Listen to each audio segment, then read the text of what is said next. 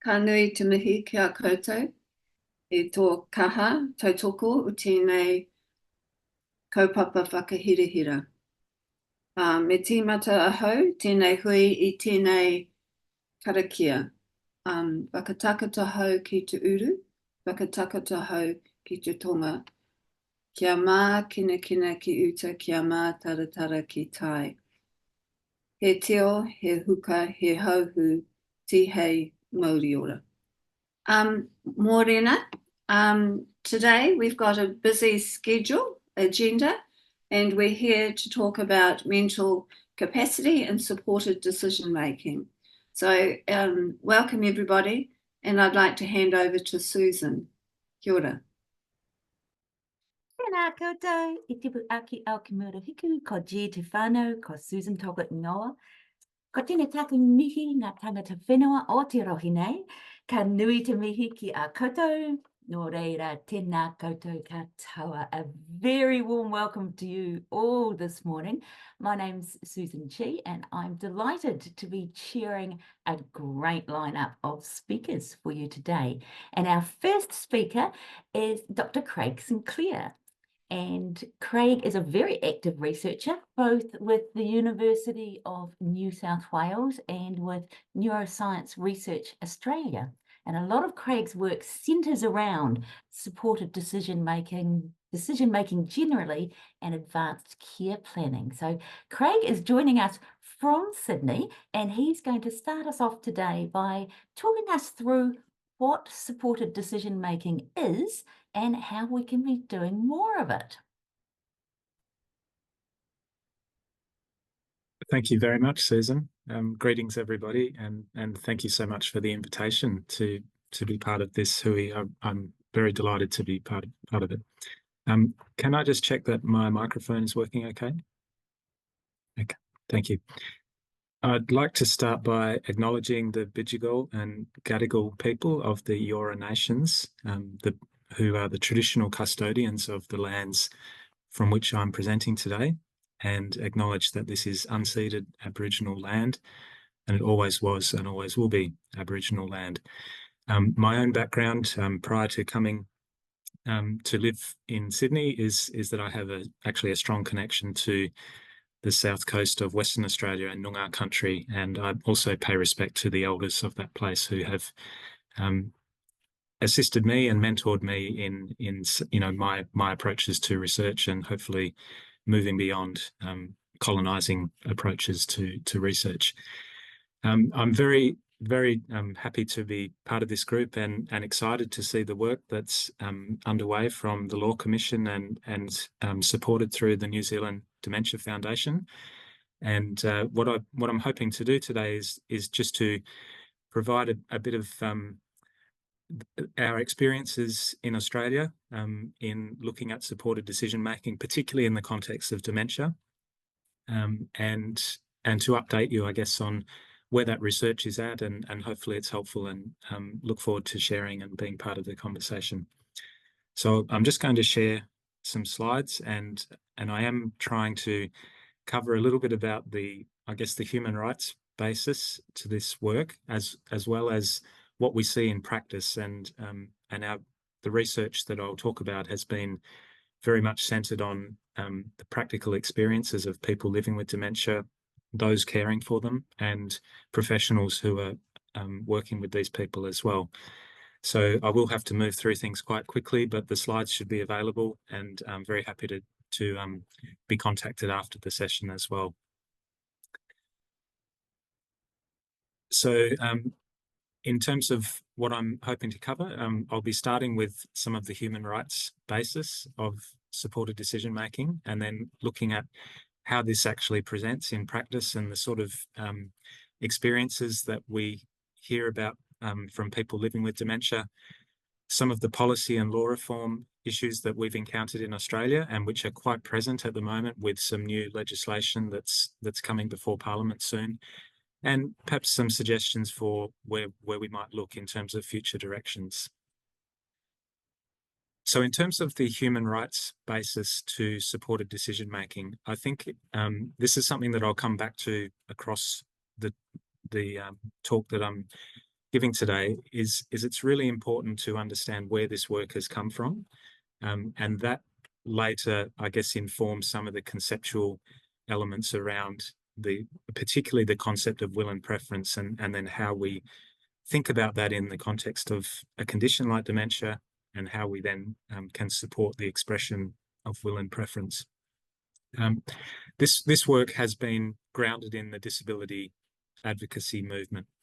And one of the really important contributions that's been made through this sector, I think, has been helping to shift our understandings of disability from a medical approach to disability that sees the source and cause of disability as primarily intrinsic to the person and around their impairment, to broaden that understanding and to think about this as really an interaction between both a person's impairment, which may develop and change over time, but also the presence or absence of societal accommodations that can assist a person in maintaining active inclusion in society.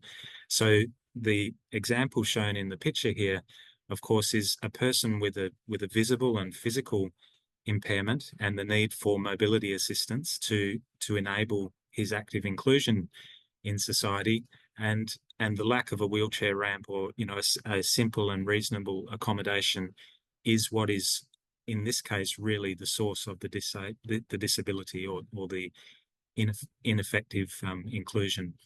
And so the challenge when we think about conditions that lead to less visible or internal sources of disability is to think about, well, what are the ramps and what are the accommodations that can be useful, effective, and feasible to be able to apply so that people living with dementia can enjoy that same active inclusion in society. When we define supported decision-making, we need to be casting a very broad net, because the types of decisions are very diverse, the types of disabilities are very diverse, and the context in which all of this unfolds is also another source of diversity as well. The United Nations defines supported decision-making as the process whereby a person with a disability is enabled to make and communicate decisions with respect to personal or legal matters. And when we think about a practice or conceptualizing a practice for what this looks like, some of the key ideas that have been put forward and advanced in this work are around the idea that this is a voluntary process, that it's about supporting a person in their own decision-making as far as possible, and I'll unpack that a little bit more later. And then we start to think about the more functional aspects of what that support might do. So assisting a person to understand, assisting a person to weigh up options and or to communicate options. And for those of you who are working in the area of decision-making capacity, you'll see a lot of parallels there, I guess, to some of the conventional ways that we think about a functional approach to decision-making capacity, and that this is actually about providing assistance to help a person demonstrate that capacity. But more broadly than that, it's also about developing a person's decision-making ability. So that's a recognition that all of us develop in our decision-making abilities through the act of making decisions and participating and in authoring our own lives. And some people, because of the context of their disability, have not had access to that in their background. So that's something that I think is important, along with attempting to create enabling contexts.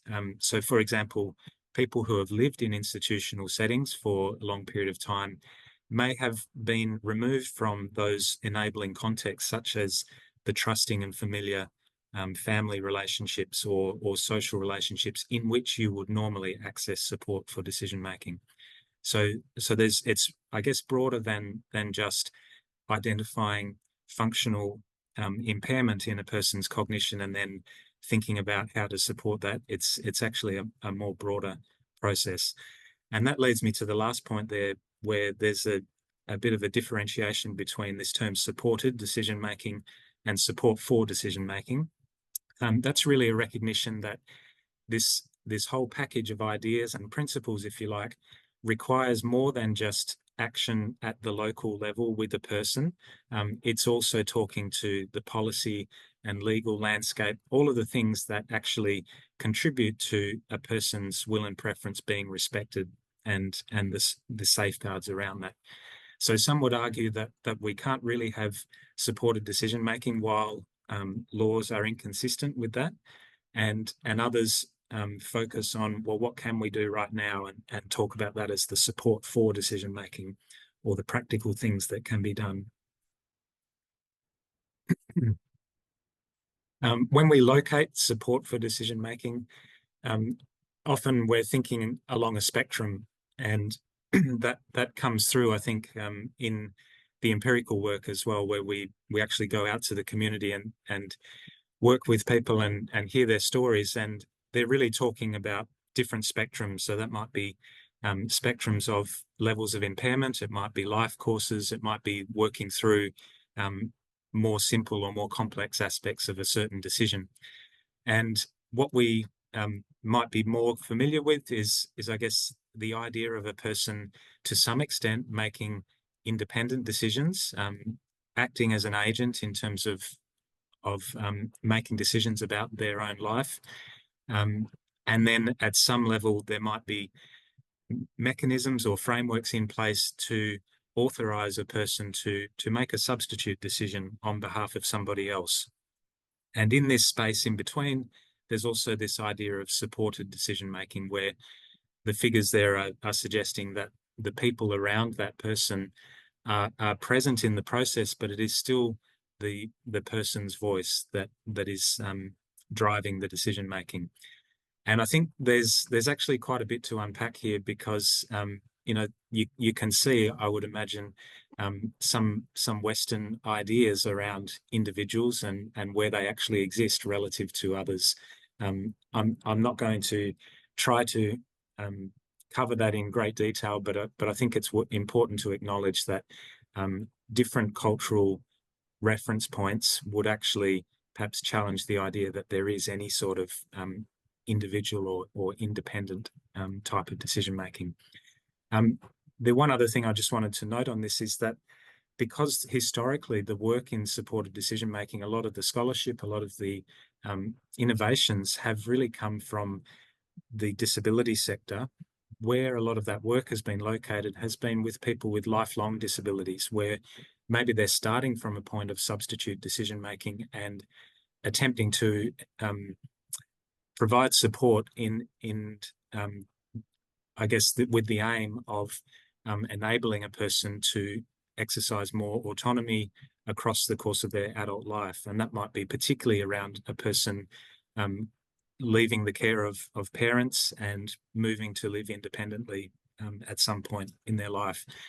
And when we're thinking about dementia, the spectrum perhaps operates in a different way, and people who have made decisions somewhat independently or with support across much of their life, who have accumulated social and family resources, financial resources, are now in a position where perhaps for the first time in their life, they're struggling to make some of these decisions and are either requiring support or in some cases substitute decision making. This work has been grounded in some key international treaties, in particular the Convention on the Rights of Persons with Disability. And I'm presenting this, I guess, just as an acknowledgement of the importance of this document, as a way of acknowledging that fundamental human rights exist for all people, and that people living with disabilities have faced particular barriers in terms of enjoying those rights on the same basis as others. It's also important that the articles of this convention are not read in isolation, but in this case, Article 12 is the one that directly refers to supported decision making, refers to legal capacity and the right to legal capacity. Interestingly, the term supported decision making doesn't appear in the convention, but it is the conceptual basis for what we're talking about. So that convention says that people with disabilities are recognised as persons before the law, that they have legal capacity on an equal basis with others, have a right to access support, and that there must be safeguards to prevent abuse. Those wordings are actually paraphrased and contained for the purpose of the slide, but they're the key clauses that that we're referring to here. The main messages that I want to bring out around this convention is that it doesn't entail new rights, but does provide an explicit new framework for supporting law reform and advocacy around people living with disability. It entails a decoupling of mental and legal capacity, and that is quite an important conceptual step in what we're talking about here. So the idea that a person can still enjoy legal capacity even as their mental capacity may be changing and may be impaired. There's a positive wording of a right to access or receive support, which is a new component here. So in the past, scholarship around autonomy has often focused on the right to be free from interference from external influences, and that might be institutions, or it might be some other external factor. But in this case, we're talking also about a right and a positive right to actually have access to the support that one needs in expressing will and preference and having that respected. And that these articles should not be read independently. So they all exist alongside the other rights and the other articles in this convention. Australia is a signatory to this convention and to the optional protocol, which means that Australia regularly is assessed by the committee on the rights of persons with disability and has to respond to those reports. And one of the first responses in Australia back in 2014 was the Australian Law Reform Commission's National Decision-Making Principles, which echoed the requirements of the Convention around supported decision-making through these 4 principles that have been seen as the blueprint for future legislation and law reform, particularly at a Commonwealth level.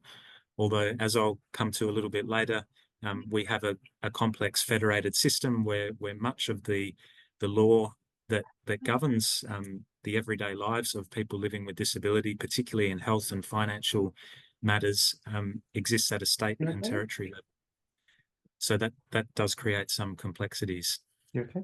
But in any case, it has been quite influential in terms of prompting law reform at a Commonwealth level, and also has stimulated law reform reports at state and territory level. So we've had some key reports from Queensland, Wales, and Victoria. That has also resulted in some state-based legislation in Victoria, which does now enable the appointment of a supportive attorney for financial matters and a supportive guardian for health and lifestyle matters in Victoria. That does have some limitations around it, and it will also be interesting to see what happens in other states. There's a working group who are currently responding to a quite overdue Law Reform Commission report from New South Wales, which was handed down in 2018. I think the pandemic had some impact on the government not responding to that, but we hear that is actually underway now. So hopefully there'll be movement there in future. Another important development that we've seen in Australia recently over the past 4 or 5 years has been 2 quite key royal commissions that have directly addressed this topic. The first one was the Aged Care Quality and Safety Royal Commission, which made some high-level comments acknowledging the importance of supported decision-making, but no specific recommendations. It did acknowledge previous calls from the Australian Law Reform Commission to embed the national decision-making principles in a new Aged Care Act, which was required to be a rights-based act. But when they came to frame the recommendations around that act, it was mostly in terms of economic aspects, such as access to aged care, and there was some recognition of restrictive practices. And the fact that we had conflicting recommendations from two commissioners also played quite a key role there. The reflection looking back on this is that the absence of an explicit convention on the rights of older persons, in this case, perhaps meant that there was a difficulty in really addressing these points. And when a later Royal Commission handed in its report in 2022, the Disability Services Royal Commission, it was able to instead draw directly on a convention on the rights of persons with disabilities. And so supported decision-making was central not only to the recommendations, but to the whole process of undertaking this Royal Commission. It also had access to a longer history of research and practice in supported decision-making across the disability sector. And it was acknowledged quite clearly that I guess dementia and aged care sectors in Australia were earlier on their journey in terms of grappling with supported decision-making. It's something that has been more a normative practice in the disability sector. However, dementia and aged care settings were included in the terms of reference, and the result of, I think, both of these commissions has been quite strong wording that's coming from the Department of Health and Aged Care now about what the focus of the new Aged Care Act will be, and that it will include rules on supported decision-making to ensure older people have choice and control. So it's a bit of watch this space there. There has been an exposure draft for that new Aged Care Act, but we're still waiting to see the form that it takes when it comes before Parliament sometime later this year. I was very fortunate to be invited to join a group who were commissioned to do some research on supported decision-making as part of that Disability Royal Commission. And particularly, we were asked to write a report that would inform a national framework for supported decision-making. So that's something that extends beyond the law itself. The law is obviously an important part of it, but it actually starts to ask us to think about how does this work across different sectors, across different jurisdictions, and at the practical level, what is the evidence base around how to do supported decision-making and how to implement it at a program level. So this framework did address more than the Australian Law Reform Commission's report did. It echoed those first four principles, but it also identified some aspects from our empirical research, which we felt was important in terms of developing this practice beyond just the legal reform. And that included moving beyond the binary of saying, is this supported or substitute decision-making? And instead adopting a principled approach that looks at keeping an individual's stated or perceived will and preference at the centre of decision-making.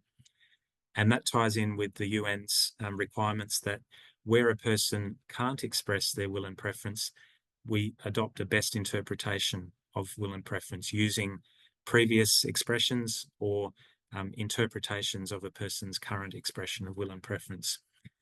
It required an explicit recognition of the fact that there are risks in these decisions, and that service providers and a range of different actors in this process do need to be considering ideas around dignity of risk. And importantly, I think these principles really play out in the context of resourcing and equity issues. So those experiencing disadvantage, whether that be financial, cultural, whatever the source of a person's disadvantage or marginalisation, need to have access to support, and that should be given priority, as well as co-leadership of people living with cognitive disabilities. I'm just wanting to unpack a little bit about these comments about a binary and principled approach, because what we found, sorry about that, what we found in this work is that there was different understandings of what is meant by the term supported decision-making. And for many people, I think it has been something that they have quite understandably started with what they know well, which is that there is a framework for substitute decision making, and then thinking about how do we add something like supported decision making. And so thinking that from a binary point of view, the person's making a decision, we can provide some extra support to actively involve them as far as possible. But at that point where that is not possible, we default to the norm, so the substitute decision-making approach. And in many states and territories in Australia, that is still based on a best interest judgment, where someone else is making a judgment about what is best for that person, which is not consistent with what's required under the CRPD. On the other hand, what we're arguing for in this report here is what we have called a principled approach, which starts by saying it's not so important to say whether something is substitute or supported, but it's important to center the person's will and preference across this whole process. And the importance of that is to think about how these principles would apply for somebody who has profound disability, or for someone who has never had the opportunity to develop in the sense of being able to express will and preferences in the past. And so there's no reference to, to past expressions of will and preference. So like on the left side, the person is supported there to be actively involved as far as possible. The decision-making is based on their stated will and preference. And if that cannot be ascertained, the supporters are required to make a best interpretation of the person's will and preference. So I guess it's a small but important shift in thinking, which I think will be important, and it does actually then direct us to what is this concept of will and preference, and how do we put that into practice. Going back to some of the language that has been drawn on here, when we think about the use of the term will, this is often associated with a person's deeply held, reasonably stable and reasonably coherent personal values. And I'm referring here to both Terry Carney and Schmuckler in their outlining of how they're conceptualizing will and preference. So we can think of a person's will as reflecting higher order processes of deliberation and reasoning that relate in some way to their own value system and are generally coherent with their other beliefs, intentions, and general temperament. On the other hand, a preference might be a more momentary desire, inclination, or preference, even when strongly expressed. And the importance of unpacking the different drivers of decision-making here, I think, is useful in the sense that we can perhaps all recognize these things playing out in our own lives. And the psychological research around decision-making has been quite, has reached quite a consensus that there is multiple ways in which decisions can be made, and dual processes of decision-making, some of which are more deliberative and some of which are more driven by emotion processes, impulses, and are less accessible to that deliberative process. The importance of this is that if we're trying to develop a disability neutral approach to decision-making, requiring that people demonstrate in all cases this process of deliberative reasoning within a conventional capacity assessment framework actually excludes some of that decision-making process. And so what this is saying is that we would consider both a person's will and their preference, and recognizing that while these things may run together, and the term will and preference can roll off the tongue in that sort of way, we need to also consider what might happen when a person's longer term will is conflicting with their more momentary preference. And that you might recognize, from some of the experience of conditions that occur, such as in certain stages of dementia, that those things can run counter to each other. And actually the interpretation of will and preference now would be directed towards understanding and unpacking all of that with reference to a person's life story and how they've made decisions across their life, but also recognizing that they may be changed in some way now, and that those preferences still hold some weight.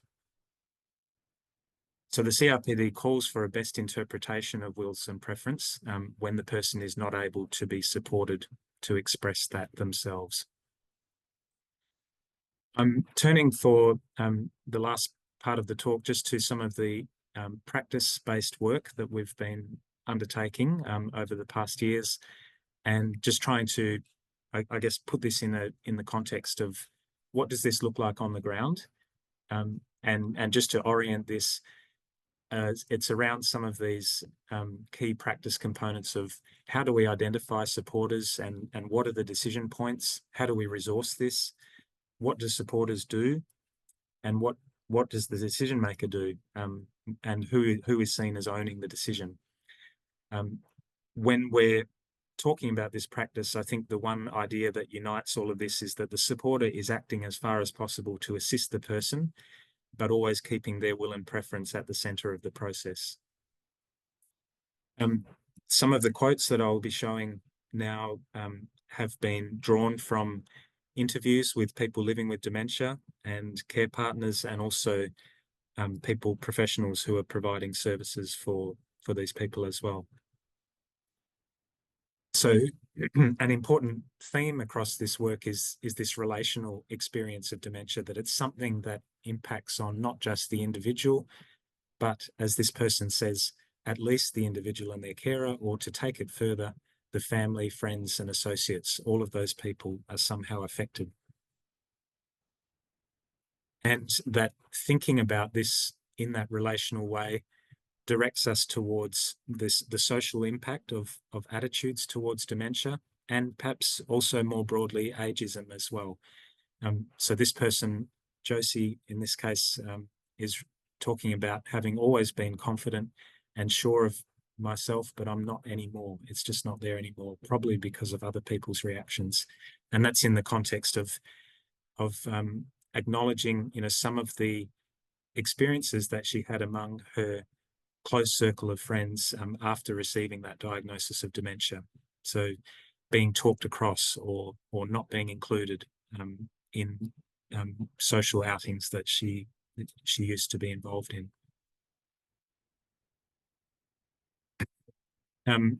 The significance of maintaining involvement in decision making was referred to in terms of people's roles and identity, and the important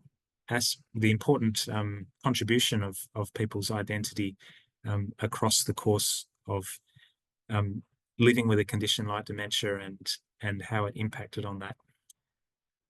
So Carmen here, a partner of a person living with dementia, talked about assisting her husband in staying involved in making financial decisions and managing the finances, because it was very important for him, and he liked to be the husband and the protector. So being able to maintain some aspects of a person's role and identity, and having support in being able to do that, was seen as very meaningful for people living with dementia and those around them. As we moved into this work, and some of these interviews became follow-up interviews, so we actually worked across a number of sessions with people, it became clear that we were actually seeing a lot more than just the unfolding of a person's medical condition that was leading to a decision-making impairment, but it was actually really a complex web of different factors that were all impacting on whether a person was able to be effectively supported on certain decisions, or whether we were seeing more of a substitute decision-making approach. And so I'm not able to go through all of these factors, but the reference there is available, and that is somewhere where you can, I guess, access those different factors. And what I'm referring to there is that this is occurring in a more complex context. People also shared with us a number of strategies that they were using every day to maintain involvement in decision making, or to support their loved ones in maintaining that involvement. And we're using here language that they have identified as different types of or clusters of difficulties that they were experiencing and the sort of strategies that they used in response to that. So that might be repeating information in different ways, or taking a multi-sensory approach to supporting a person who has a memory difficulty, reducing the complexity of decision making for someone who has difficulty understanding or weighing up multiple options, thinking about how to safeguard a decision-making process if somebody is vulnerable to suggestion and there were perhaps concerns about mistreatment or abuse, as well as having transparent communication across both the care partner networks and also professional service providers. For people who maybe were able to understand a decision but experienced challenges in terms of managing their behaviour or that executive function around what to do or what not to do when. That people were talking about negotiating and attempting to manage these risks without managing the risk completely out of that person's life. And for people who were experiencing difficulty in communicating choices, assistive technologies, alternative media such as visual formats, photographs and cards were some of the tools that they were using. And they also talked about strategies for addressing these social and contextual barriers, such as challenging social isolation through support groups, negotiating with service providers if there was a lack of suitable options to tailor services, self-advocacy, which entails a high emotional burden for both individuals with dementia and care partners, but having to actually use that to challenge the attitudes of some service providers, and managing sometimes complex situations within their own family, such as opposing views about whether a person could or couldn't make decisions.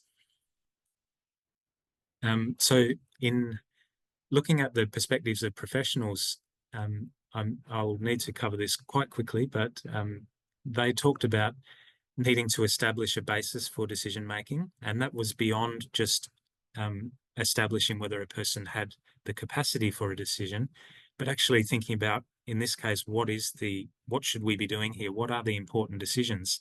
And noting some of them reflecting on their own practice, that sometimes they were, I guess, tending towards decisions that were important to the health system rather than starting with what's important to the person and fitting the decision-making process and the support around that.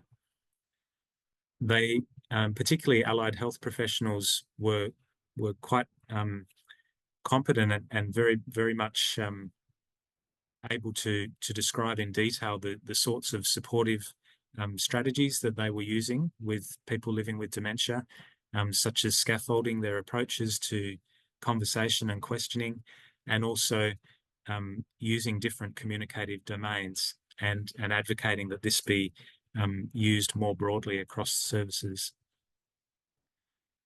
However, it was also challenging for these professionals as well. So thinking about their own sense of their professional boundary, and that the idea of being drawn into some sort of supported decision-making process could actually influence a person in some way or plant an idea in somebody's head. So that was quite scary for some people. And we also, across the different professionals we interviewed, which range from medical, allied health, nursing, through to legal professionals and advocates, we arrived at this idea of there being a bit of a spectrum in practice, and that different professional views on what is the what is the scope of a particular profession will actually become quite important when we try to implement supported decision making. So, for example, some particularly at the legal end of the spectrum, we were seeing people who talk very much about, I can take instructions from this client while they have capacity, but I don't allow any influence from anyone else. And that was contrasted with a more relational stance, which looked at working with a more complex network of people, and without wanting to create any generalizations here, I think that spectrum is important to consider, and how these different professions will interact with each other when supported decision making is at play. This work has led to a range of resources, which I will invite you to access. They're through the Cognitive Decline Partnership Centre website, and they include videos with people being interviewed about their experiences, resources for aged care providers and the community, as well as a series of webinars. And I'd also like to acknowledge that there's been some work over a longer period of time from the La Trobe Support for Decision Making Framework Group, who have developed this work in the context of lifelong disability, but provide some really well-developed practice tools. And also from ADA Law in Queensland, and the resources from the Office of the Public Advocate in Victoria. And just in concluding, I think in terms of the policy and law reform issues that we are facing right now, it will be really important to maintain a strong stance around a rights-based approach, and thinking about not only the principles of how we implement this at law, but then when it's implemented in practice, thinking about dignity, diversity, and equity. So, you know, the big unanswered questions in perhaps what I've covered today are around culture and different formulations of individuals in relation to others, the resourcing of how supported decision-making occurs, and the importance of avoiding binaries between supported and substitute decisions, so keeping will and preference central. What we're facing in Australia right now is the potential for an incoming Commonwealth law for supported decision-making, which will conflict with state and territory laws that require best interest substitute decision-making. So hopefully that's going to lead to further law reform to bring those into a more consistent place. But we're also going to see different levels of regulation. So tribunals that used to occur at a state and territory level, some of that may end up going to a Commonwealth level, and it challenges that idea of decisions being made close to home, you know, with local knowledge and local expertise. So that's going to be a challenge, as well as how to regulate this practice. And in terms of future directions, just a quick reference to some of the work that our group are doing around life story work. We are considering this as part of a current clinical trial as potentially a way of practically supporting people in some of their future decision-making about advanced care planning. And that's through what we understand of the role of life story work in terms of its role of building relationships and reminiscence, perhaps acting as a scaffold for current and future decision-making by starting where a person is expert, and then providing a platform for supporting decisions about where they may be less expert, and as a form of self-advocacy.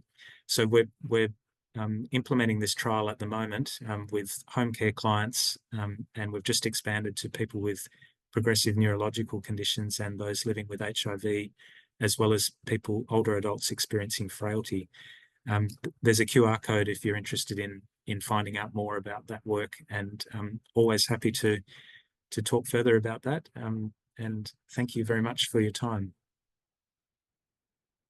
Well, that was just fantastic. Thank you, Craig. I'm always looking for the things that I can put on a t-shirt, and I think authoring your own lives is going to be my t-shirt for this year. I think that is a fantastic phrase for summing up what this is actually all about.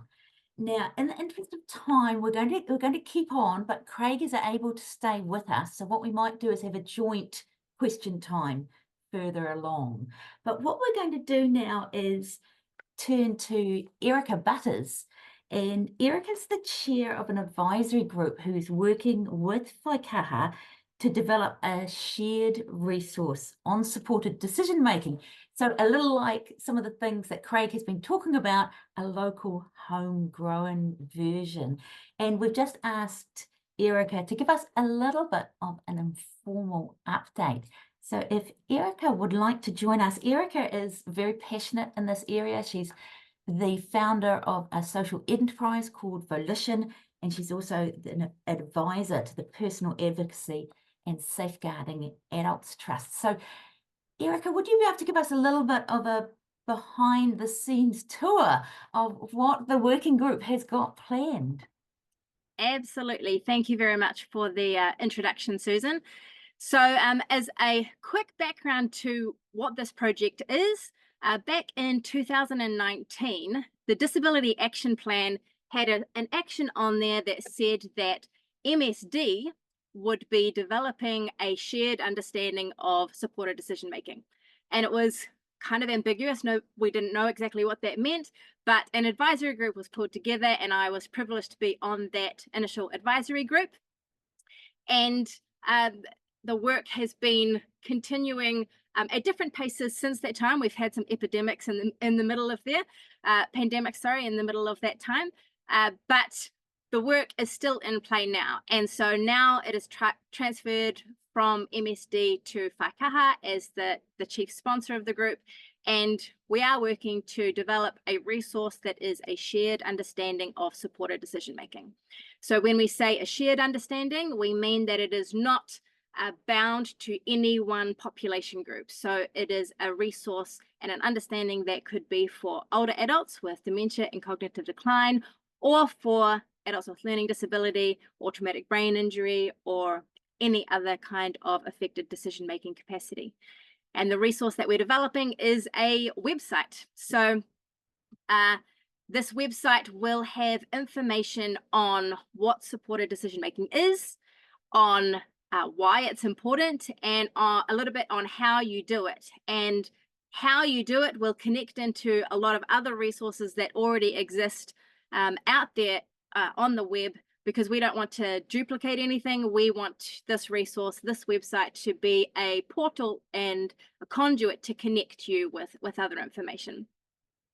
And the website is being built in a way that hopefully people that are looking for supported decision-making information will be able to find it, but also people that don't know about supported decision-making and they're not Googling by that term will also be able to find it, because it's general open information about how to support decision-making, whether you are the person that has affected decision-making capacity or you are a supporter. And so a little bit of an update of where we are at in the process. I mentioned that we first started back in 2019. So it's been a slow burn, but we're definitely accelerating and we're in the depths of it right now. So we have 3 sub-working groups that are working keenly on different aspects of this project. So we have a group that's focusing on the branding, the visual identity, kind of the visual languaging that accompanies this work, because we recognize that for those that do have affected decision-making capacity, visual messaging and languaging is very important. We also have another group that is focusing on the layouts, the structure of the information and how we work to present that.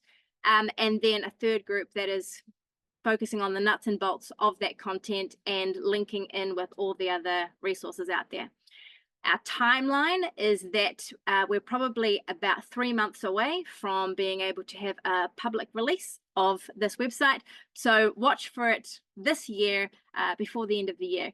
And the intention is that even though it is sponsored by Whaikaha, it is a shared community resource. And that's reflected in who we have on the advisory group. We've got representatives from all sorts of different agencies and population groups. And the intention that this living resource will continue to be added to and developed and grow richer and richer over time. So that's a little bit of a whirlwind update about this project that is live now, and that hopefully will be a resource for all of you to be able to draw on within the near future. Fantastic. We eagerly awaited, Erica. So we're going to turn now to Natasha Lewis. And Natasha is the Principal Policy Advisor Aged Care for the Office of the Health and Disability Commissioner. And Natasha is a policy specialist in gender, human rights, equity and inclusion. Another passionate person to join us today. And Natasha has been a great supporter of the Dementia Network from its inception. And she's just going to take us through the perspective of the Office of the Health and Disability Commissioner around these issues. So thank you, Natasha. Kia ora, Susan. Kia ora koutou. No inia ngā tamaki makoto aho. Ko te toho hauora hauatanga, Health and Disability Commissioner, Principal Policy Advisor Taku Mahi, ko Natasha Lewis toku ingoa. Thanks so much, Susan and the network. I'm Tash, I'm a Lead Policy Advisor to Carolyn Cooper, the Aged Care Commissioner. I'm going to talk to you briefly today, hopefully, I won't make it too long, about our acting code review here at HDC, as well as about some of the mahi that the Aged Care Commissioner team does. So I'm just going to share my screen, bear with me. I'm here to talk, as I said, about the role of the Aged Care Commissioner team, as well as the acting code review that we have ongoing here at HDC. Just to briefly let you know who the Aged Care Commissioner team is and what we do. Hopefully that makes it a bit easier to read. Can't see the proper version. So we have 4 aspects to the role of our team. We influence law and policy development to advocate for better health and disability services for older people throughout Aotearoa. And that, of course, includes whānau, as well as carers, big part of the community. We also support the government's commitment to te tiriti o Waitangi. So that's an important part of the Aged Care Commissioner mandate. The Commissioner, Carolyn Cooper, provides leadership and strategic oversight, and the focus of that is to support quality improvement in health and disability care across the system, particularly during the ongoing reforms in health and disability services. And our team reports on issues and improvements in aged care and older people's health and disability care across Aotearoa. So in terms of the focus of the Aged Care Commissioner, there are 3 priority populations that we've decided to focus on, actually from the ages of 50 onwards. So that's something that might not always be obvious to people, particularly because the Commissioner role in our team has that sector focus on aged care. But we've actually decided to focus on Māori, including and especially Kaumātua Māori, older Māori, Pacific peoples, especially Pacific Mātua, older Pacific people, and tangata whaikaha, people identifying as disabled from the ages of 50 plus, and that's due to lower life expectancies, due to inequities in our health system and accessing care, prevalence of dementia mate wareware, and other health conditions that are related to aging, and underrepresentation in age residential care, as well as a need for dignity and rights-based, culturally safe care, and likewise a need for quality home and community care, particularly for these communities. And we have a focus on these populations at all of HDC. So in terms of the role of the Health and Disability Commissioner, as HDC, as an organisation, which is where our Aged Care Commissioner team sits, we promote and protect the rights of people who use health and disability services by resolving complaints and initiating investigations, which our commissioners do as decision makers. So the Aged Care Commissioner has that monitoring and advocacy role, which I already outlined, but we also have an important complaints and investigations role for the Commissioner as a decision maker, statutory decision maker. And it's great to see some colleagues on the call who support brilliantly some of our clinical complaints and investigations mahi. We also promote the HDC Code of Health and Disability Services Consumers' Rights, including through public and media engagement, education, outreach like today. Thank you to everyone that's on this call and giving up your time. So appreciate the chance to connect with you all online. We contribute to health quality and safety improvement and hold providers to account where appropriate. We're tasked with fair, simple, speedy and efficient resolution of complaints. And I do want to acknowledge that we have had some delays in recent years in resolving complaints. That's something that's of major concern to the Aged Care Commissioner team and HDC more broadly. So that is something that we really are focused on improving as an organisation. I thought I would briefly go over some of the 10 rights in our Code of Rights, which, as I mentioned, is currently under review along with the HDC Act. So there are several rights, and actually all of them are relevant to informed decision making.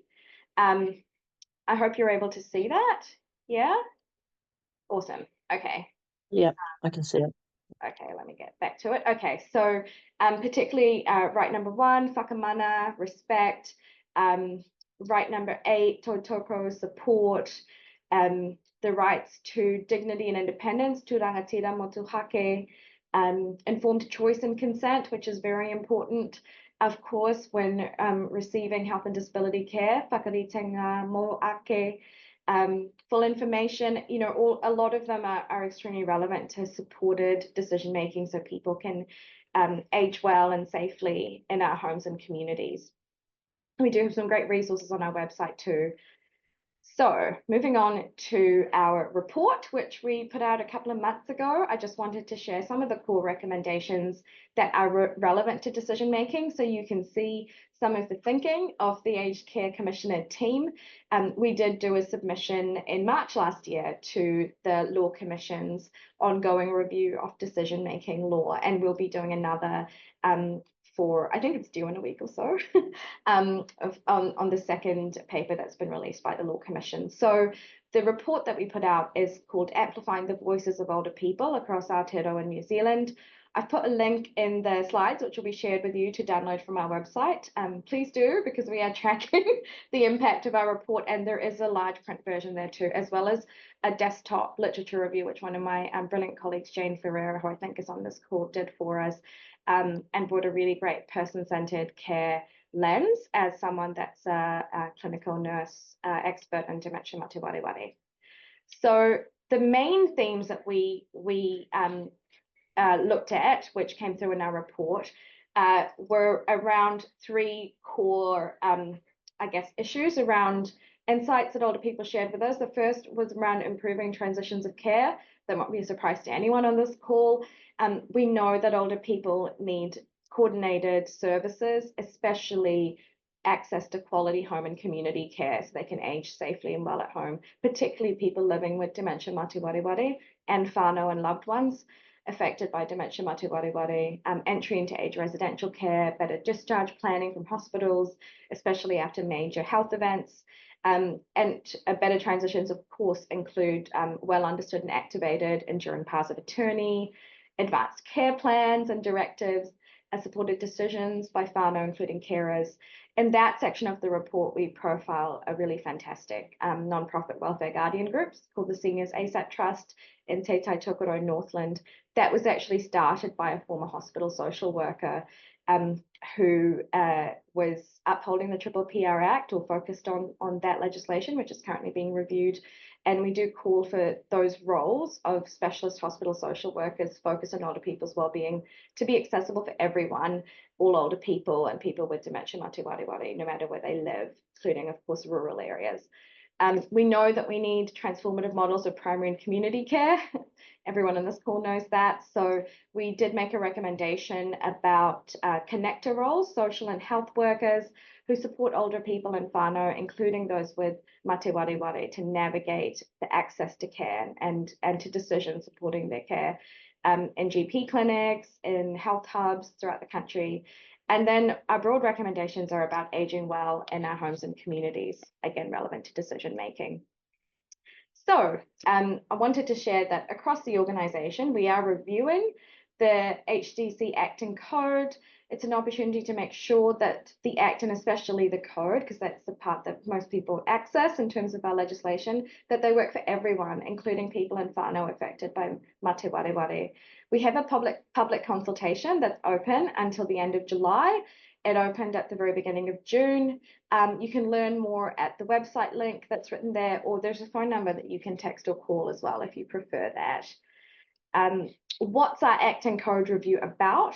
So just simply, it's about better and fairer complaint resolution, including better decision making as part of that, making our Act and Code more effective for and responsive to Māori, as well as to tangata whaikaha, considering options for right of appeal of HDC decisions, and a range of minor and technical improvements, which are in the slides, so I'm not going to go exhaustively through them, but I do want to talk about these 4 topics. So some of the issues that people have raised in engagement, community hui so far that we've had, and my colleagues are actually in the South Island at the moment, doing some really fantastic broad-ranging community engagement to hear more about the code. But we do have a focus on better and equitable complaint resolution to be more people-centered so people can see themselves in the code. And we recognize that there are barriers to making complaints.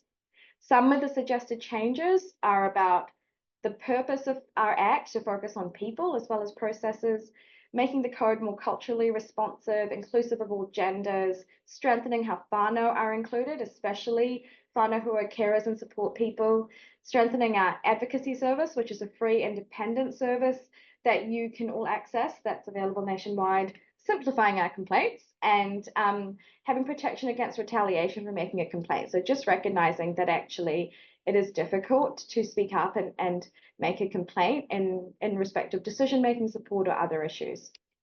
We also need to address tikanga, te tiriti, and the needs and aspirations of Māori better in our acting code. They're not reflected in there. Māori do use HDC and complaint services less than expected, and we need to better reach communities. So some of the suggestions we have, and please feel free to add to these, of course, through submissions, kōrero with us, are to incorporate tikanga into the code. One of the suggestions is to include a focus on upholding mana in Right 1. We also want to give practical effective te tiriti in our act, including for HDC to work more with Māori, to have Māori leadership, incorporate te ao Māori and tikanga into how we work.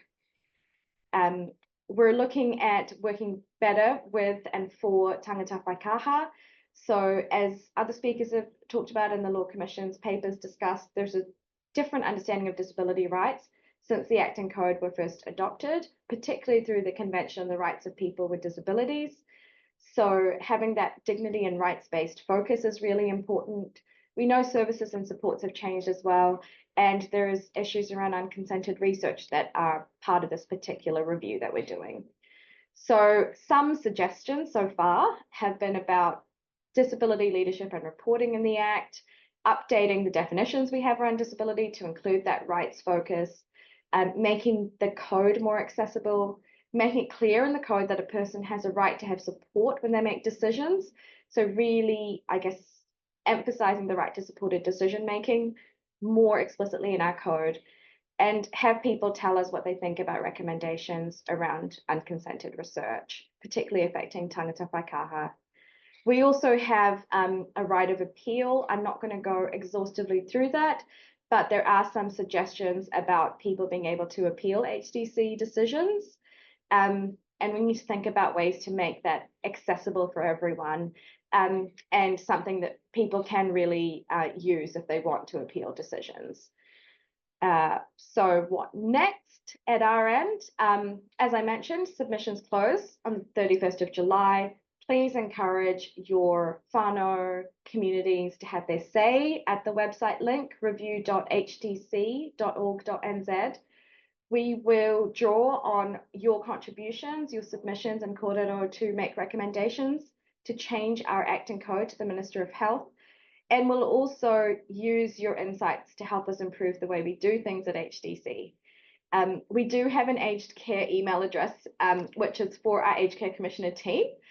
Or you can actually email me direct if you like. I've put my personal, my work email address in there. So that's it from me for now, and happy to take questions later or whatever works. Thank you. Thank you, Tasha. That was a lightning tour through a lot of things. And just to say that obviously there's been a lot of reference to links and resources, and we will make up a little goodie bag to email out after this hui so that you do have access to all those amazing things that people have been talking about. So our next speaker is Dr. Craig Young, and Greg is a man with many hats in many places, including being a consultant psychiatrist for Te Whatu Ora Health New Zealand Capital Coast, the Director of Area Mental Health Services for Hawke's Bay, and a clinical senior lecturer at the Wellington School of Medicine. And Greg was co-author of the book Assessing Mental Capacity, a New Zealand Guide. So Greg, would you like to join us to take us through the idea of what is decision-making capacity and how we're assessing it currently in that context. Yeah, thank you, Susan. Can you all hear me? Am I coming through? Hi. Okay. Thank you. I have a slideshow which I think Bevan is going to put up for me in a second, but I'll start off by introducing myself.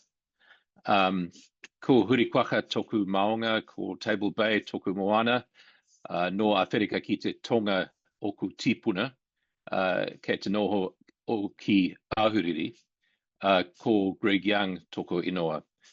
He tauhunga hinenaro hau, he kai whakahaere haora I te mātua Maui. So I'm from Cape Town originally. I've lived in New Zealand for 33 years, and I now live in Hawke's Bay, where I am a psychiatrist and a director of the local mental health service. And I apologize if I'm a bit slow. I was on call last night and spent most of the night in the ED seeing patients.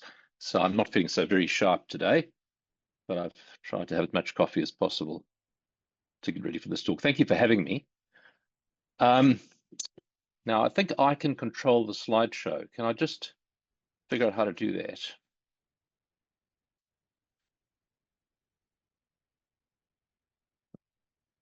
So, Bevan, how do I? Oh, there we go. Thank you. You should be able to. There you go. You should be able to Thank do you. it now. Thank you. So my interest in assessing mental capacity started when I was working as an old age psychiatrist in Lower Hutt. I got asked a lot by my colleagues to go along and help them assess whether patients that they had in their wards had the capacity to consent to different procedures. And I thought that the best thing to do would be to write some sort of guidance so they wouldn't ask me to do that work for them all the time. As you probably all would understand, any doctor should be able to assess the capacity of their client or their patient to consent to the proposed procedure. And in fact, the doctor who proposes to do the procedure is the best person to assess their client's capacity for that, because they know the information that needs to be dealt with to give that consent. A psychiatrist wouldn't know any of that. So I set out on helping other people do their own capacity assessments, and I teamed up over the years with Alison Douglas, who's a barrister from Dunedin, who's got a big interest in health and disability law and advocacy, and John Macmillan, who's a professor of bioethics. And we ultimately wrote this book, which is really just a handbook to guide people as to how to do those assessments. Now, something that I find very useful, and I've only heard in the last few months, is, let me go back, is, what is this thing, mental capacity? And it is Alex Rakeen is a barrister in the UK who does a lot of work. He's quite well known for his work on mental capacity, and he described mental capacity as an idea that we have, an idea that we use, like a tool really, that has medical, legal, and social elements, and we use that tool to do a particular job. So we may not always use that tool. We may get to a point in the future we don't use that tool anymore. I want to make it quite clear, I'm not wedded to the idea of mental capacity being something we always have to work with, but we are using it at the moment. And so my goal in doing this sort of work of talking about how to assess mental capacity is to try and make sure people use the tool as well as possible and as consistently as possible. So what's the purpose of the tool? And I think that the first thing is to try and look after people's rights to make decisions despite difficulty they may have. So actually, often one should be doing the assessment and saying the person does have the capacity to make a particular decision. And I'm very pleased I'm talking after the supported decision making, because that I think is the more important context, and this sits within that context. So this is where you've reached the end of trying to do that and you still are concerned.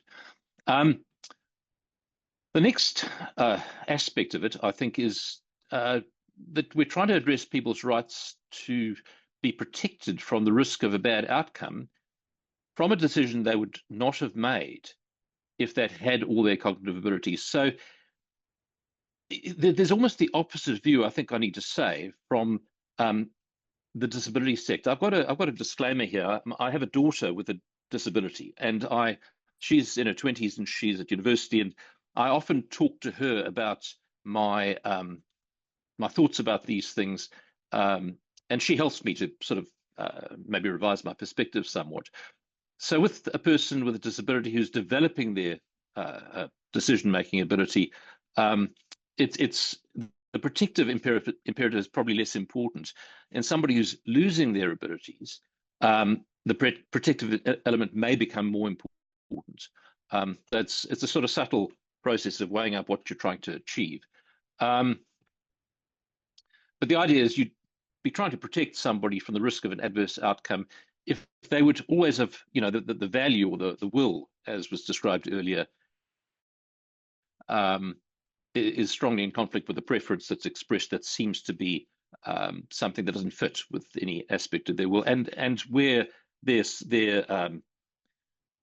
decisional community, a person called Wayne Martin, who's works in the UK, talks about people's decision occurring in a decisional community which supports them to make the decision. It's the other ways of putting it, but where the decisional community is concerned as well.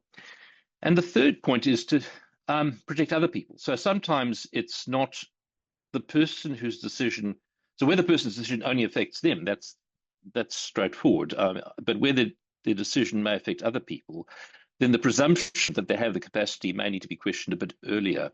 So, my daughter disagreed with this when I put it to her, but I suggested that if you had somebody who was perhaps flying a commercial aircraft with 100 passengers or something, you might reach a point where you say, I want to know that you can do this job. I'm not going to be happy to presume it.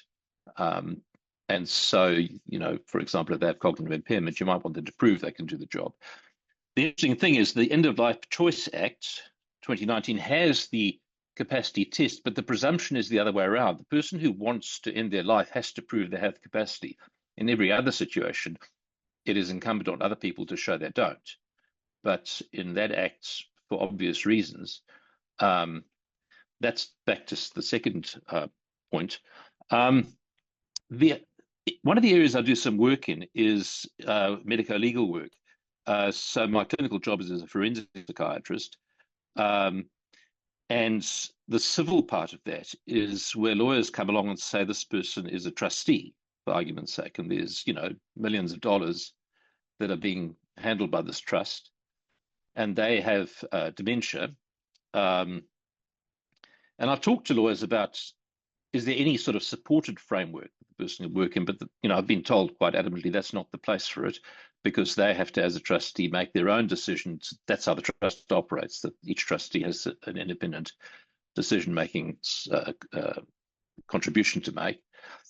And then it becomes very, very dangerous legally for everybody, because if the person is making decisions that later get challenged by other people who feel they've lost out financially through bad decisions, you really have to be able to show that you thought it was appropriate for the person to carry on as a trustee. So, that's one example where the weight of evidence changes a bit.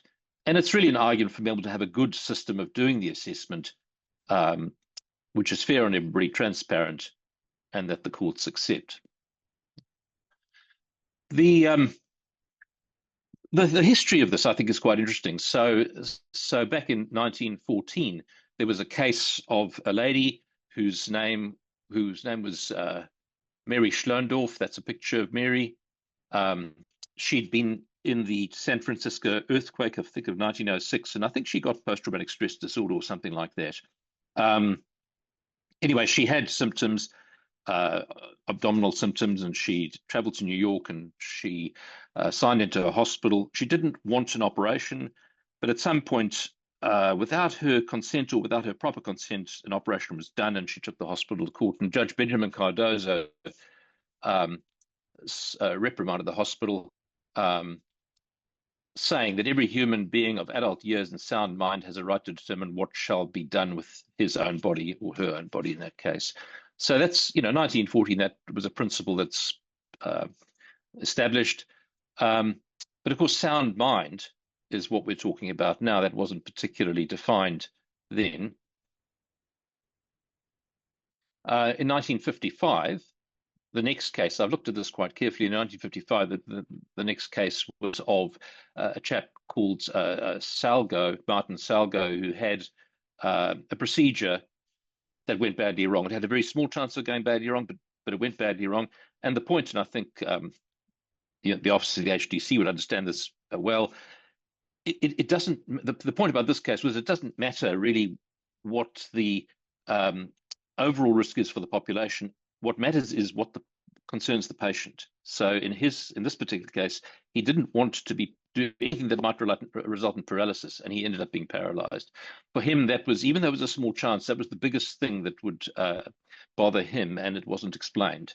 So so the standard disclosure there was, you've got to think about what the person needs to know to make the decision, not just what you think everybody might want to know. And various aspects of capacity were what informed consent needs to look like, and what capacity for informed consent needs to look like, with traversed in that case in 1955. And in 1961, was published in 1962 in the American Journal of Psychiatry, two psychiatrists, Mieser and Reingold, presented an argument. Now, this came from the fact that people were leaving institutional care, going into the community, and the public was saying, well, you've been committed, so you must be incompetent in decisions. You can't, buy a taxi and drive a taxi as a job, or you can't get married, or you can't buy a house.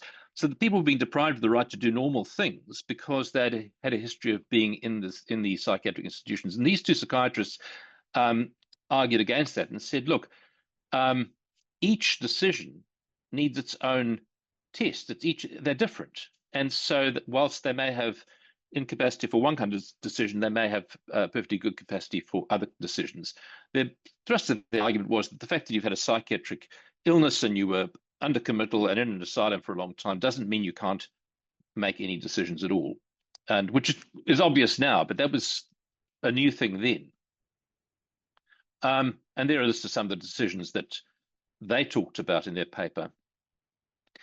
In 1981, Friedman was trying to grapple with, what is it that we're assessing? What is capacity that we're actually looking?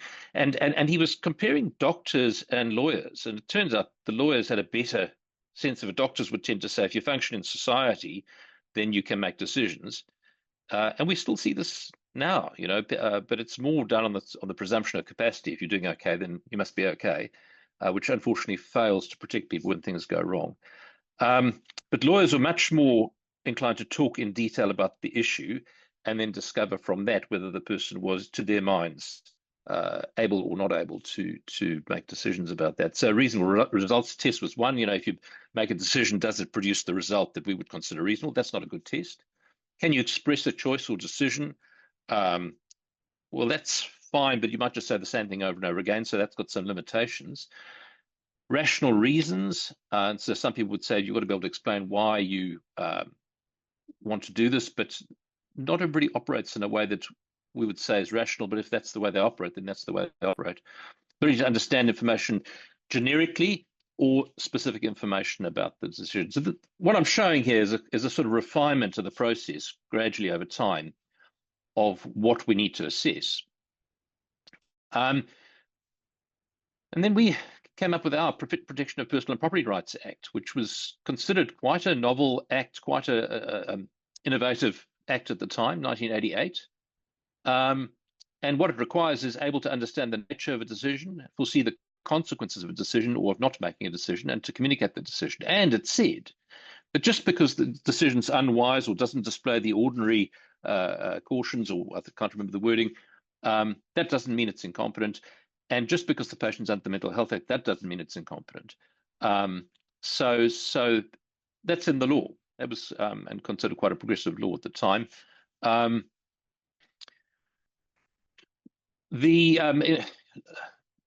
What started to change was, as in the 1990s, was the recognition that with the aging population, it wasn't so much about people leaving psychiatric or long care institutions, but it was starting to become about aged care and about dementia, the rising incidence of dementia. And so Lowe's article in Law, Medicine and Healthcare was focusing on how, what are the parameters of assessing decision-making capacity in a group of people where things may be changing and cognition may be the thing that's changing the most. And these are some of the things that he felt needed to be considered. I mean, a lot has happened since then, so I won't go into detail. But it's interesting that he talked about patient autonomy back then, which is this idea of preferences and wills versus duty of care or best interests. I mean, even then they were grappling with that as being something that you need to think about carefully. Sliding scale of risk, the worse the outcome of one kind of decision versus another, does that factor in what you expect? And the differentiation of legal and clinical standards. So that's important when doctors are asked to do assessments by lawyers. Methods of making decisions for incapacitated patients, practical considerations to support patients. In 1994, there was quite a famous case in the UK called Re-C. Now, I can't do a show of hands to ask if people have heard of Re-C, but I'll quickly tell you about Re-C, and I apologize if you know this case very well. So C was a 68-year-old man from the Caribbean, Jamaica. I think he'd moved to the UK years before.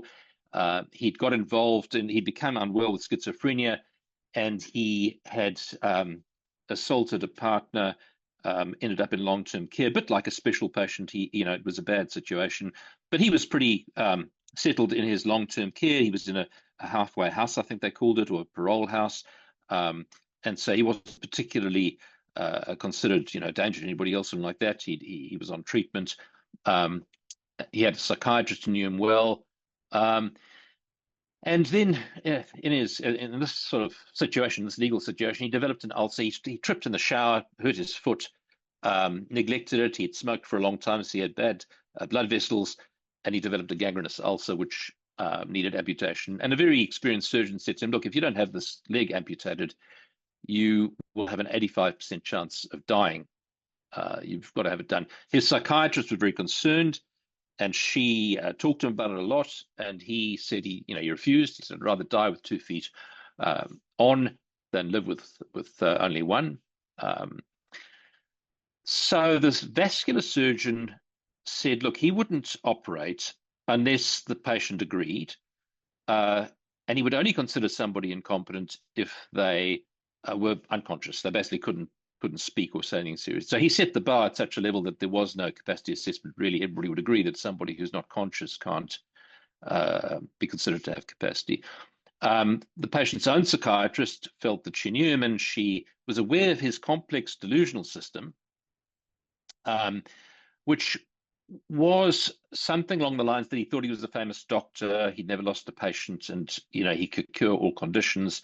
That people were trying to harm him. He had a variety of delusions. They were kind of moving. They didn't necessarily stay fixed, and he could be persuaded that things weren't the case, but she thought he didn't have capacity. And they got somebody called Nigel Eastman, who's a psychiatrist, to do a capacity assessment as an independent authority.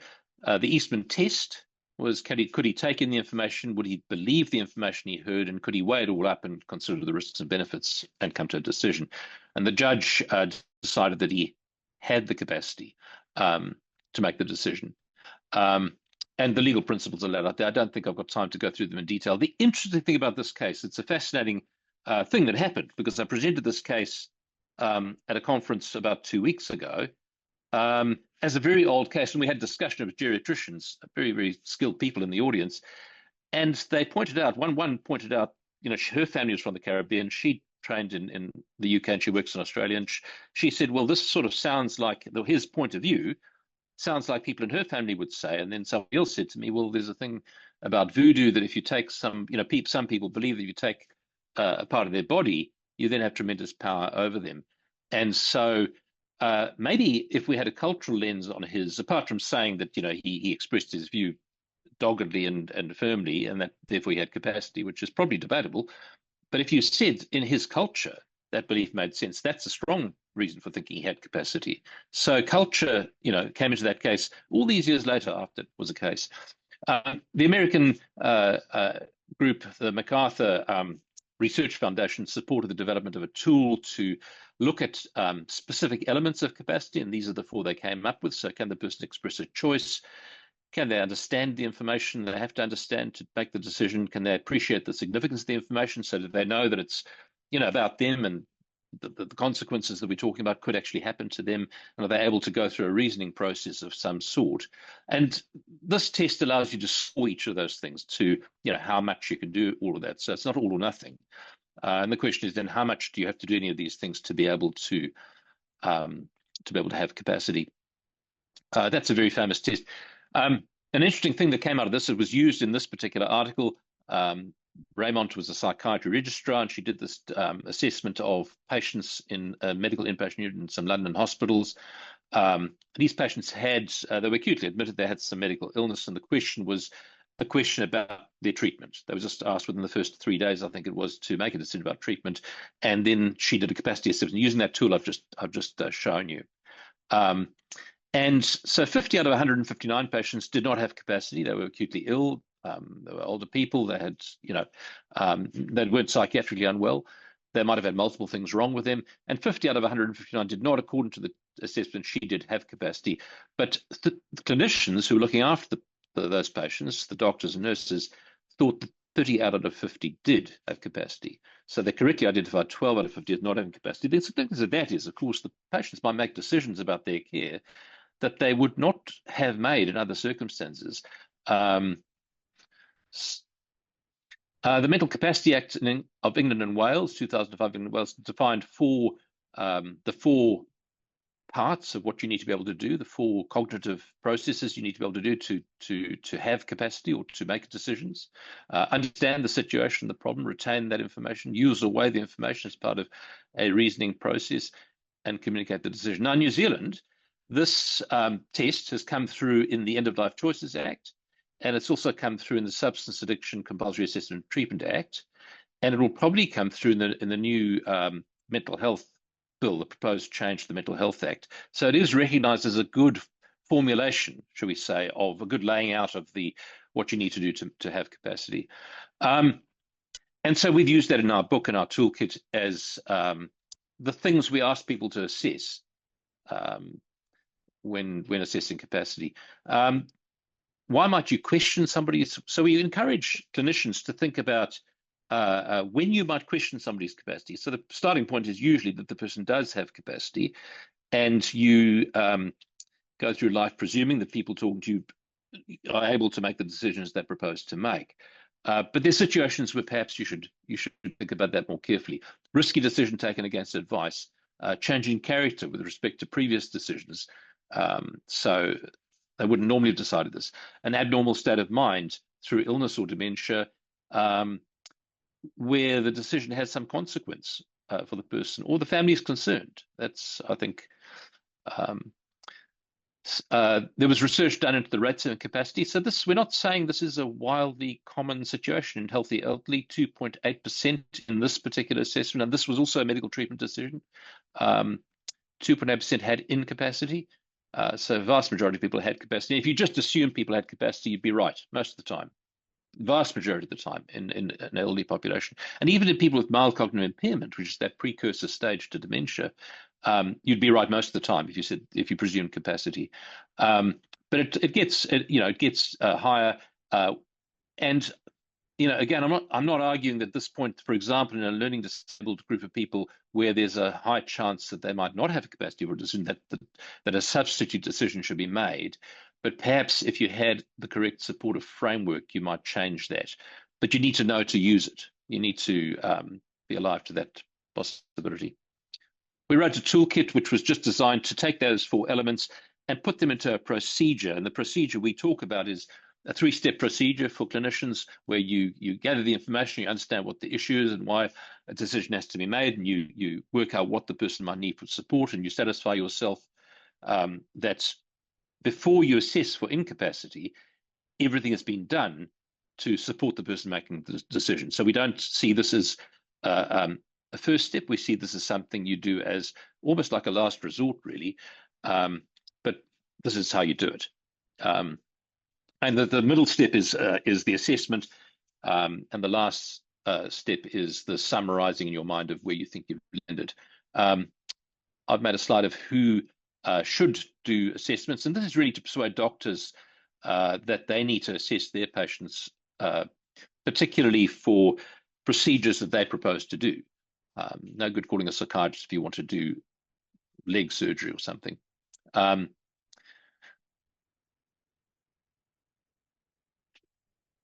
So another group I talked to quite recently was a group of lawyers. And I mean, lawyers have a difficult problem because if somebody comes along and gives them instructions, I'm in the High Court, I think the Chief Justice has actually given the view that you have to take instructions.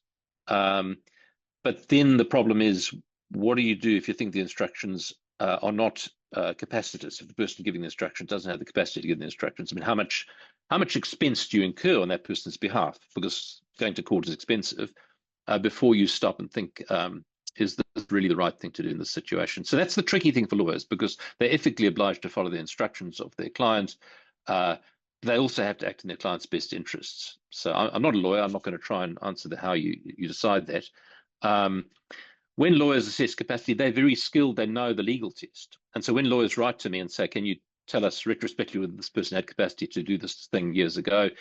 There's a family dispute about that now. I asked them to explain to me what was the decision and what's the legal test? What is the threshold that would be enough capacity to make that decision? And then I try to look for evidence one way or the other. Clinicians, we focus on the legal test because we need to understand what it is. But we also, with the patient's or the client's or the person's consent, we can access medical records. We can ask what the medical procedures are, or we can arrange for the person to have things done to improve. So if a person is very ill, I was talking to a group of lawyers last year, and they presented a case of a person who was clearly very depressed. And I said, well, I wouldn't want to do a capacity assessment until we'd addressed the depression. In fact, I'd be worried about the person's welfare with that level of depression. So, parking aside the whole question of the capacity to complete a relationship property dispute, are they okay? So we should be looking at it like that. We should be looking at what we do to help this person's health. It's also probably more common for doctors to talk to family members than lawyers to do so. What I've said, though, is that we do need clear instructions from lawyers. So I need to speed up a little bit, but if anybody goes for a capacity assessment with a doctor, there are two parts the doctor will need to look at. The one is the general health. Like I've said a minute ago, we want to help people if they're not well, and we need to look at that. And if the person's got a fluctuating condition, then we need to optimize their medical treatment before we settle on what their capacity is to make a decision. And the second part of the assessment is the decision-making capacity itself. We need to have instructions. We need to know stuff we don't normally know. So if it's about a will, we need to know how much money the person's got. We don't normally need to know that as doctors. But in this instance, if that's what we asked to assess, we do. And that sometimes offends people because they question why we need to know that. Well, this is why.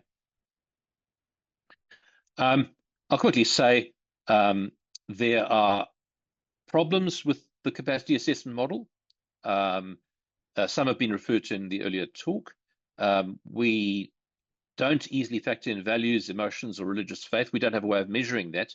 We can only go by what the supportive group tells us is the norm. So our opinion doesn't come into it, shouldn't come into it. People have different appetites for and different perception of risks and benefits. So some people would stay at home and are not worried about the risks associated with that. Other people, perhaps even family members who live overseas, might have a different view. And autonomy is the autonomy of the individual, autonomy of the family. I'm not quite sure what autonomy we're always talking about. We should be thinking about. Practical measures are perhaps the obvious ones, and I don't need to tell this group what they are. And so my conclusion is that capacity assessment is based on the idea that the person's autonomy is the most important thing, and we consider the measures that we need to put in place to support autonomy when the person is no longer able to exercise it. And the assessment might actually show us some things we can do to help. But as a last resort, if we determine the person lacks capacity, we may then suggest other options like a surrogate decision of some sort. That's my talk. Thank you. Thank you very much, Greg. Now, we've had a question come through on the chat, which just asks about the parameters for who's making these kind of decisions as a clinician. So if someone has a situation where they're concerned about someone's mental capacity, so does it include, for example, social workers, or what is the scope for who can be involved in making this kind of a decision if someone has a concern? So it depends a little bit on the decision, but I'll go to the one that I think is the commonest and most difficult, and then we can work towards more specific examples if people have something in mind. So I think probably the worst decision you have to make as an old age psychiatrist. So I was an old age psychiatrist for 10 years before I became a forensic psychiatrist. And the worst decision is the decision that somebody has to go into care. They can't stay at home. They can't go back home. And that decision is not really a medical decision. It's the medical decision is about the cognitive disorder and whether that's reversible or what the pathway is and how bad it is, and about so that's the mental part of it. Then there's the physical risk. So often there'll be a thing like the person's got medical conditions, or had a fall, or has certain rehabilitation needs, and what the needs are to address those problems. So that's I would see a partnership between a psychogeriatrician and a geriatrician. That's the first thing. But then there's the question of the person's home situation and how they manage that situation. If you're arguing they can't go back to it, why are you saying that? And that's an occupational therapist. And then there's the question of what the family views are, and we all, of course, want to know what the patient's views are. I'm not saying that because that's the starting point. I'm saying here they want to go home. So we work with that, but we do not want to know the family views. So where it's a cultural issue, I'm obviously not Māori, and I would want Māori advice if that was the cultural group. When we wrote our book, we had somebody help us with that. A friend of mine, Joe Baxter, who is the Dean of Medicine at Otago, assisted us with that chapter. But of course, we didn't cover other cultural groups, which we perhaps in future iterations of the book would do. So who should help in coming to the conclusion as to what to do about capacity? It's in a multidisciplinary team, plus the family, plus the person. Thanks very much, Greg. Well, our last speaker for today is Jeff Shirtcliffe. And so Jeff is joining us as a commissioner for the Law Commission, who are currently reviewing adult capacity laws. So Jeff, I'll hand over to you. Kia ora, Susan, ko ngā rangi ko kati tana ko parani hoki ngā whakapaparanga mai ko te whane tutu kei te whanganui au i ana ka komihana au i te aka mātua te ture ko Jeff Shirtcliffe au. I'm Jeff Shirtcliffe. I'm a commissioner at the Law Commission, and I'm leading a review of decision-making capacity. I'm just going to talk quickly about our review of adult decision-making capacity. We've just published our second issues paper. It's 350 pages or something. There's 105 questions in it, so I can't do justice to all of those. But a quick whistle-stop tour of some highlights. The key thing we're focusing on is the Protection of Personal Property Rights Act. The more we looked at this, the more we came to the view that looking at all law which relates to decision-making capacity is just a huge project and would take 10 years to do it properly. And we focused on the Triple PRA because it's the central piece of legislation which deals with decision-making capacity. All of the other areas of law, and there's about 500 statutory references to decision-making capacity called by different names, all of them are in specific areas. They raise specific issues, different human rights analyses are required. But starting with the PPPR Act requires us to address head-on some of the really big questions. What is decision-making capacity? Is it even a legitimate concept for the court, for the law to use? Should there be court-appointed representatives like welfare guardians and property managers? What should be the role of decision-making support that the law should recognise? What does Article 12 of the Convention on the Rights of Persons with Disabilities actually require of the law? What do rights, will and preferences actually mean, and how should they be reflected in decision-making arrangements? How can the law take better account of te tiriti o waitangi? What does it mean to have proper safeguards consistently with Article 12 of the Convention? So if we can get those right with the Protection of Personal Property Rights Act, that kind of sets the parameters, and it should be easier to then look at other specific areas of law. The other thing, of course, is that there is additional work ongoing at the moment, particularly in relation to the Mental Health Compulsory Assessment and Treatment Act repeal and replace, and in the HDC review of its code. So where are we up to? We published a preliminary issues paper, which was quite short, was focused very much on lived experience, some high-level questions in 2022, and we consulted on that. We've now published our second issues paper, which is much more detailed and much more detailed analysis, and also sets out some high-level options for reform that we're interested in views on. And submissions close 5 o'clock next Friday, so there's your weekend taken care of. We've also published some key topic summaries. We can't realistically summarize in a useful way the whole paper, so we've picked out some key topic summaries of some of the key issues, and they're all available in a range of alternative formats and also in Te Reo Māori. And then next year, in the first half of the year, we intend to deliver our report to the Minister with recommendations for reform. That report won't be pitched at a high level of principle, but it will not be pitched at a detailed level. We won't be suggesting specific statutory provisions. We're going to consider the key features that the law should have. And we think that the PPPRA should be repealed and replaced, which is not to say that everything in it is wrong. We think, though, that some significant changes are required both to law and to associated practice and understandings in the way people approach this area, and that you signal that better with a completely new act rather than trying to retrofit new ideas into an existing act, which can get mucky and confusing. So the key issues that we're looking at, decision-making capacity. Greg touched on some of the issues just before with decision-making capacity.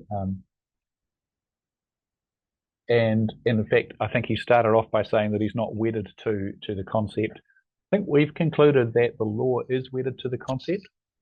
The law, Western law is very, very embedded in individual rights. And that is, in fact, something which is seen very clearly in the Convention. And so the way the law works is to say everybody's got their own individual rights and everybody can exercise them broadly how they like, subject to sensible limits. And that means that the law has quite a big interest in making sure that people have the ability to exercise those rights in ways which are consistent with society's values generally, and in particular that people aren't left alone, that there are supports there for people who don't have the ability to exercise their rights. Now, how you define what an acceptable ability is, how you define the interventions which should apply if someone doesn't have that capacity, are all very much value-based decisions. But the fact is, we think that the law does assume that there is such a thing as decision-making capacity. And so we think that reform should not try and throw baby out with bathwater and completely upend some fundamental features of the law. What in fact it should do is improve the way that capacity is conceived of, is assessed, and in particular the way it's used. So on the concept of decision-making capacity itself, we think that it would be good for there to be a standardized approach. There's multiple different definitions of capacity, even in the one Act, let alone across the rest of the law.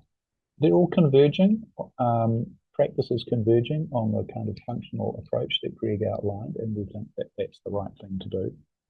But there should be improvements, we think, in the way that decision-making capacity is assessed. It should pick up differences in risk threshold. It should pick up differences in values. It should be much more culturally sensitive. Those things should not actually interfere with an assessment of whether somebody has the cognitive ability to make decisions, which is to say the cognitive ability to understand the information, to retain the information, to weigh and balance the information, to communicate their decision. We also suggest that there should continue to be a role for court-appointed representatives, but we don't think that it's sufficient simply to say someone doesn't have decision-making capacity and therefore a welfare guardian should be appointed. A very strong message from the Convention on the Rights of Persons with Disabilities is that people's autonomy should be respected, their rights of preference should be respected. So the circumstances in which the law should impose a decision maker on somebody should really, we think, only be when there is a clear need. So they should not have decision-making capacity for particular class of decisions, and there should be a need. And we think a lot of the confusion and angst about the concept of decision-making capacity is that too often there is a direct line drawn from lack of decision-making capacity to appointment of substitute decision maker, and that is illegitimate. But that raises a whole bunch of questions. When? What else is needed? What should constitute a need? Is it harm? What level of harm? Is it a need for legal certainty? Well, how do you define that? What standards should you use? So we're asking questions about that. We're also asking questions about the basis upon which any person appointed to make a decision for someone else, be that by the court or under enduring power of attorney. How should they make decisions? A number of speakers have talked about best interest decision making, and that's inconsistent with the Convention's emphasis on persons' rights, will, and preference. So we're really interested in how this concept of rights, will, and preferences can be operationalized so that everybody can use it. So it's one thing for expert human rights lawyers to talk about rights, will, and preferences, but actually this law needs to work for everybody, and a lot of the people involved are going to be family members. They're not going to be lawyers. They're not going to be academics. So it needs to work for everybody, for thousands of people. So how do you then have a decision-making framework and decision-making processes which properly respect a person's rights and their will and their preference? And you'll see that we have expressed some caution about differentiating between a best interpretation of someone's will and preference and their actual will and preference, and in being too quick to rely on a person's will as opposed to their preferences. So we're really interested in your feedback on those, and also how do we deal with those situations in which what somebody wants to do might cause them considerable harm. If the law has an ability for a decision maker to say, no, we're not going to make that decision, how should they make a decision? We talk about enduring powers of attorney and the continuing quest for the Goldilocks zone, where the upfront safeguards don't become so expensive and difficult that people don't actually make their own enduring powers of attorney. So we're really interested in ways to make enduring powers of attorney as accessible for people as possible without being dangerous and inviting abuse of people. We spend quite a lot of time talking about support, about decision-making support. We've got a chapter about decision-making support, but we actually think it's one of those cross-cutting themes which runs right through our work. And we've already touched on it in the seminar in some ways. For example, in decision-making capacity assessments, we think that a person should have access to the supports that they would normally have access to. In any decision-making arrangement by a court or appointed representative or an enduring power of attorney, we think that they should not be making a decision without, except in those circumstances where the person does not have decision-making capacity and has been given all appropriate support to make their own decision. And even when a decision maker is making a decision, we think that there is a role for support to ensure that the person concerned can express their will and preferences as best they can, so the decision properly respects their